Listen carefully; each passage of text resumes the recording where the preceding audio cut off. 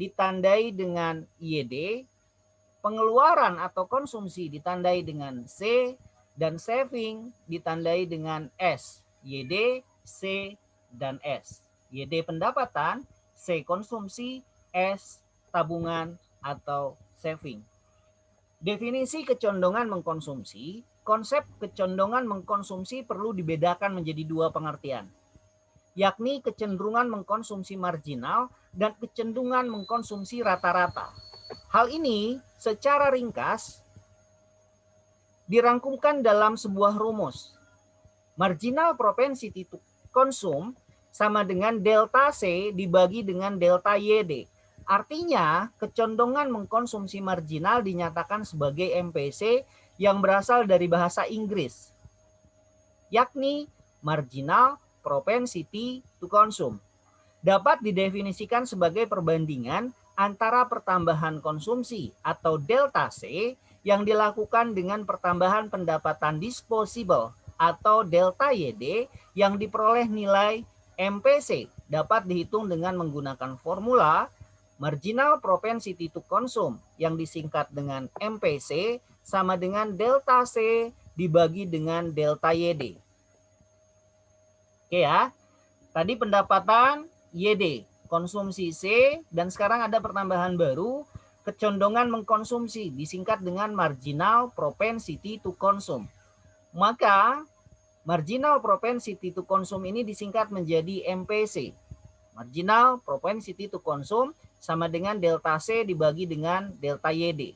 Yang perlu kalian ingat, ketika kalian akan mencari rata-rata mengkonsumsi, rumusnya adalah MPC sama dengan delta C dibagi dengan delta YD. MPC dibagi delta C dibagi dengan delta YD. Saya lanjutkan lagi. Sedangkan mengkonsumsi rata-rata secara ringkas selalu dinyatakan sebagai average propensity to consume. Dapat didefinisikan sebagai perbandingan antara konsumsi C dengan tingkat pendapatan disposable. Ketika konsumsi tersebut dilakukan atau YD, nilai average propensity to consume, average itu rata-rata. Kalian perlu mengingat, average propensity to consume dapat dihitung dengan menggunakan formula APC atau average propensity to consume sama dengan konsumsi dibagi dengan pendapatan. Atau dalam rumus, APC sama dengan C dibagi dengan YD. Average propensity to consume sama dengan konsumsi dibagi dengan pendapatan. Maka akan ditemukan rata-rata mengkonsumsi. APC sama dengan C dibagi dengan YD. D-nya D kecil. Dengan rumus-rumus tersebut, maka didapatkan hasil pendapatan disposable 200.000, pengeluaran konsumsi 300.000, kecondongan marginal MPC sama dengan 150.000 dibagi dengan 200.000 sama dengan 0,75. Ini marginal propensity to consume tetap dengan rumus yang ini tadi. Dari mana Pak dapatnya 150? 150 didapatkan dari mana dapat 200? 400 dikurangi 200. Maka MPC-nya ini rumusnya. MPC delta C dibagi dengan delta YD. Delta C berarti delta C 450 dikurangi dengan 300. Delta C sama dengan 150 dibagi dengan 200 didapatkan 0,75. Lalu, kecondongan mengkonsumsi rata-rata average propensity to consume dengan menggunakan rumus C dibagi dengan YD, maka didapatkan C 300 dibagi dengan 200 didapatkan nilai 1,5. Oke ya, saya ulangi sekali lagi. Kecondongan mengkonsumsi atau marginal propensity to consume didapatkan dari delta C dibagi dengan YD. Delta C berarti 450 dibagi dengan 300 didapatkan nilai 150. Kemudian dibagi dengan YD. Delta YD sama dengan 400 dikurangi 200. 150 dibagi dengan 200 sama dengan 0,75. Sedangkan average propensity to consume atau APC sama dengan C dibagi dengan YD. C sama dengan 200 dibagi dengan 300 sama dengan 1,5. Saya ulangi sekali lagi. APC sama dengan delta C dibagi dengan YD. Delta C 450 dikurangi dengan 300 dibagi dengan YD. YD 400 dibagi dengan 200, maka didapatkan 450 dibagi dengan 400, 1,125. Begitu seterusnya sampai ke bawah.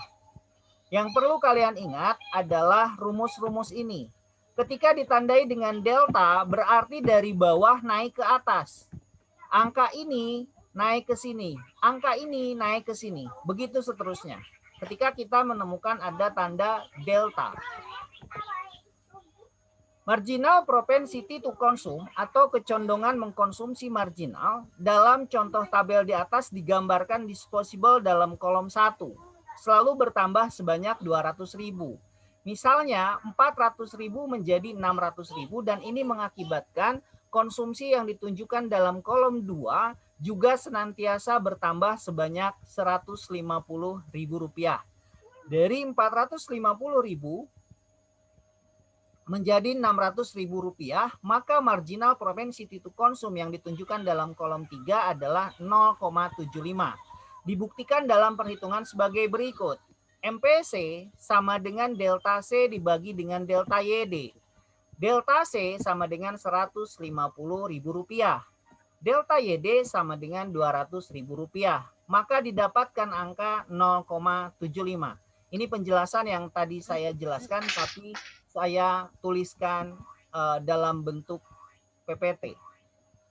Yang perlu kalian ingat sekali lagi, delta C atau rumusnya marginal propensity to consume atau kecondongan mengkonsumsi marginal sama dengan delta C dibagi dengan delta YD. Ketika ada tanda delta, kalian menghitungnya berarti rata-rata kalian naikkan ke atas. Itu sudah ada ketentuannya berdasarkan rumus yang saya dapatkan dari bukunya Sadono Sukirno. Ketika mencari kecondongan mengkonsumsi marginal atau MPC. Kalian ingat ininya saja. Jadi kalau misalnya kalian ketemu dengan soal seperti ini, saya biasanya akan memberikan soal seperti ini. Silahkan cari marginal propensity to consume dan marginal propensity to save. Bentuk soalnya hanya seperti ini. Ketika bentuk soal sudah seperti ini, kalian tinggal menjabarkan dengan menghitungnya dan memasukkan rumusnya tadi. Rata-rata mengkonsumsinya berapa, rata-rata untuk savingnya berapa. Paham ya? Oke, paham. Saya lanjutkan lagi. Marginal propensity to consume dan marginal propensity to save ini menghitung kecondongan mengkonsumsi marginal, baik itu menabung dan baik itu mengkonsumsi. Pendapatan makin besar, konsumsi semakin kecil.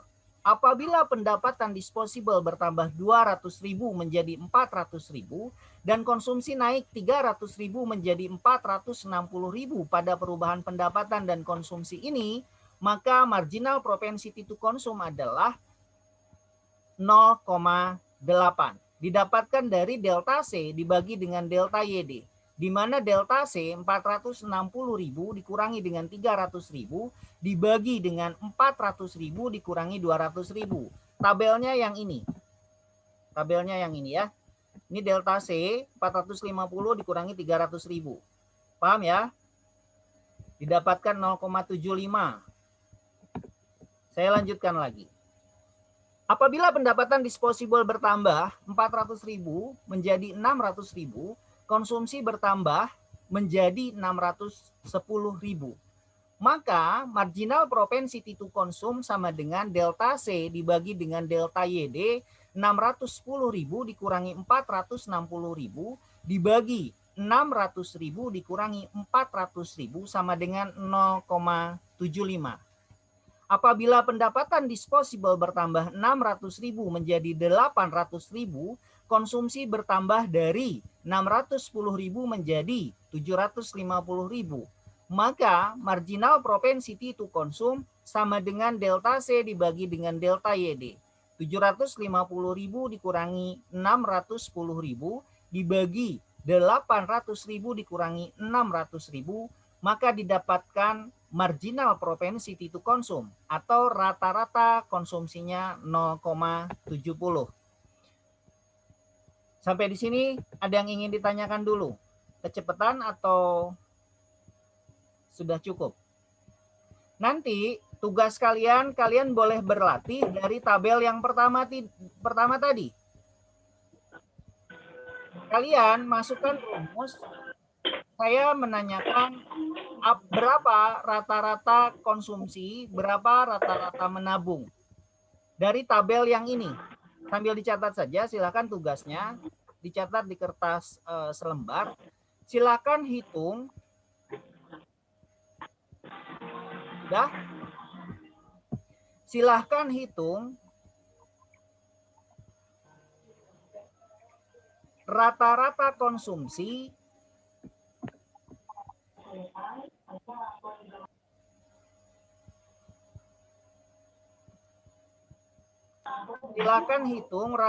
konsumsi atau MPC, marginal propensity to consume,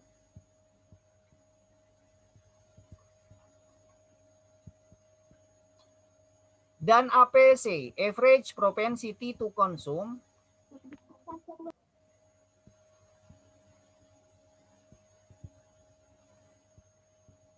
dari tabel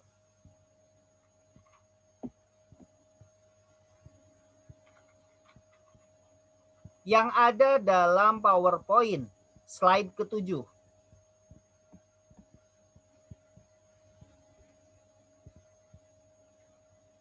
Oke. Yang ada dalam PowerPoint slide ke-7. Tabelnya yang ini. Kalian mencari MPC, APC, dan APC-nya. MPC dan APC-nya. Marginal propensity to consume dan average propensity to consume. Rata-rata mengkonsumsi dan rata-rata dan kecondongan mengkonsumsi. Rumusnya untuk APC kalian bisa menggunakan rumus yang ini. APC sama dengan C dikurangi dengan YD. MPC menggunakan rumus yang ini. Delta C dibagi dengan delta YD. Paham ya? Saya lanjutkan lagi.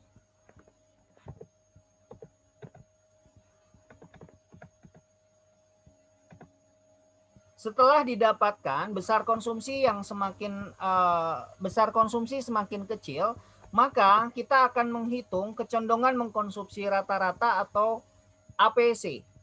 Dari contoh hasil perhitungan yang di atas tadi dalam kolom 3, perhitungan kecondongan mengkonsumsi rata-rata ditunjukkan dalam kolom 4 dari contoh 1 dan 2, dilihat average propensity to consume berubah nilainya.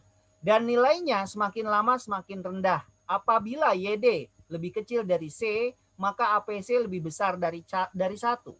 Contoh, APC sama dengan C dibagi dengan YD sama dengan 1,5. Apabila disposable YD lebih besar dari pengeluaran konsumsi C, maka APC atau kecondongan mengkonsumsi rata-rata lebih kecil dari 1. APC sama dengan C dibagi dengan YD sama dengan 750 dibagi dengan 800 sama dengan 0,93.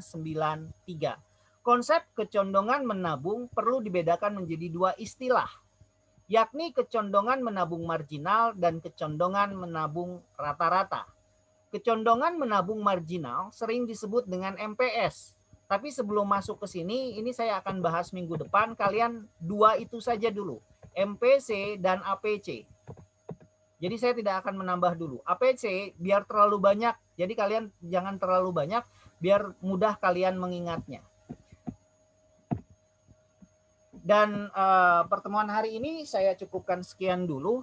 Untuk itu sekali lagi saya akan mengambil gambarnya. Kalian boleh buka videonya. 1, 2, 3. Minggu depan saya akan melanjutkan ke rumus yang APC, yang APS average propensity to save, dan average propensity to consume. APC dan APS. MPC-nya sudah selesai. Hanya 2 rumusnya. Gampang ya, biar tidak terlalu banyak. Itu dulu, saya hold.